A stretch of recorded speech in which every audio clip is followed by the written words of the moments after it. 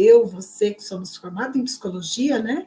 Nós somos formados em psicologia, que é uma ciência, portanto, nós somos cientistas do comportamento. Então, quando uma empresa traz uma demanda para nós, referente a um problema que está tendo, né, ali dentro da organização, em relação ao comportamento humano, aos trabalhadores, aos funcionários, então, sim, nós temos condições de ajudar essa empresa a resolver esse problema relacionado ao comportamento humano.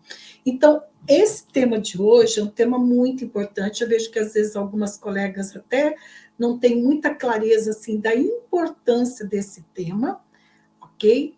Mas eu insisto em dizer que conhecer os fundamentos de processos de grupos, da dinâmica dos grupos, é extremamente importante para você ter sucesso nas intervenções na consultoria. E por que eu falo desse tema? Né? Eu falo desse tema porque eu sou titulada como didata em processos de grupos pela SBDG, que é a Sociedade Brasileira de Dinâmica dos Grupos. É uma sociedade que tem quase 40 anos aí no mercado. Para você ser titulada, né, como didata, você tem uma série de critérios, né, para você chegar na curva de maturidade, que é o último nível ali da curva. Então, no mínimo 2.500 horas de coordenação de grupos, já ter coordenado 2 grupos de formação, né, da SBDG, entre outros, né, ter o trabalho apresentado numa banca, entre outros requisitos. Então, estudar grupos, né, para mim é extremamente prazeroso, e eu faço isso há mais de 23, 24 anos, né, estudando o funcionamento de grupos, processos de grupos. E eu não poderia deixar fora esse tema, esses conceitos, né, da formação psicólogas consultoras, porque 99% das atividades que nós desenvolvemos na consultoria é por meio de grupo. Então, nós precisamos, né, ter essa noção básica sobre os fundamentos de grupo. Dos grupos versus, né, dinâmica de grupo versus dinâmica dos grupos, né? Diferenças e intervenções na consultoria. Veja, é muito comum, né, você ouvir o termo dinâmica de grupo. Né? E esse termo é um termo que, infelizmente, até banalizou, né?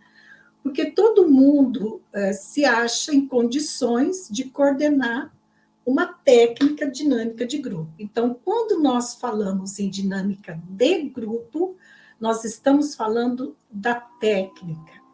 Nós usamos muito o termo de estímulo. É um estímulo que você apresenta para o grupo poder fazer uma tarefa e, por meio daquela tarefa, o grupo poder refletir, né? Você estimula a reflexão para gerar aprendizado no grupo sobre um determinado tema.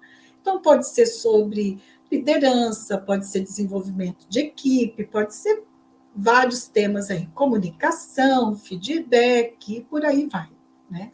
Então, dinâmica de grupo é a técnica, ok? Então, nós apresentamos para o grupo uma atividade que vai ser comum àquele grupo, e depois, né, nós trabalhamos com o ciclo de aprendizagem vivencial, o CAV, que foi formulado por Kurt Lewin na década de 40, 1940, isso aí durante a Segunda Guerra Mundial, um pouco pós-Guerra Mundial, mas por volta da Segunda Guerra Mundial. E aí foi Kurt Lewin, inclusive, quem elaborou esse conceito de dinâmica de grupo, né? Estudando a dinâmica dos grupos. Então, a técnica, ela é um meio para você atingir um objetivo. Então, a técnica é dinâmica de grupo. E a dinâmica dos grupos? O que é a dinâmica dos grupos? A dinâmica dos grupos é o funcionamento de um grupo. Todo grupo ele tem um jeito de funcionar. E o que é esse funcionamento? Eu já vou apresentar para você um slide onde nós vamos falar um pouquinho sobre isso. Quais são os aspectos que tem no funcionamento de um grupo e que quando nós trabalhamos com grupos, é importante que a gente conheça esses aspectos.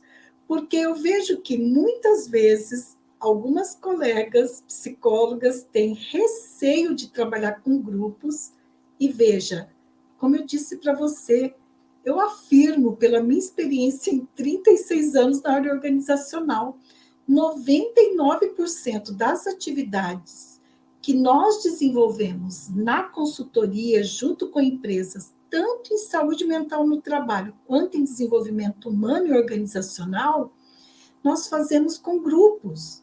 Então, é extremamente importante que você conheça os fundamentos, né, de um funcionamento do grupo, de uma dinâmica do grupo. Então, aí, quando eu falo em funcionamento do grupo, eu estou falando da dinâmica do grupo. Qual que é essa dinâmica? Como esse grupo funciona? Como esse grupo lida com conflito? Como esse grupo se comunica? Como que a liderança se faz presente ali no grupo? Não só a liderança formal, né, do cargo. Olha, aquele ali é o líder, é o chefe, é o gerente, né? Essa liderança formal, mas as lideranças informais também, que são lideranças que emergem ali no processo de grupo e que vão ter, sim, um poder, uma influência no grupo não formalizada, instituída. Então, às vezes, é uma pessoa que tem lá o chefe no grupo, tem o líder, o gerente, o chefe, né? Que é o líder formal ali, e tem lideranças informais, tanto disfuncionais quanto funcionais. Então, aquelas que contribuem para o desenvolvimento do grupo são as lideranças informais, funcionais, porque ajudam no funcionamento desse grupo, e tem as lideranças, né, informais, né, que não tem o cargo lá estabelecido pela empresa, não ganha o salário, mas elas, às vezes elas são disfuncionais, ou seja, elas acabam, ao invés de contribuir para o desenvolvimento do grupo, elas acabam contribuindo para gerar um movimento de resistência no grupo. E às vezes até de boicote, sabotagem, né, e tantas outras disfuncionalidades que um grupo pode ter. Então, veja, quando nós trabalhamos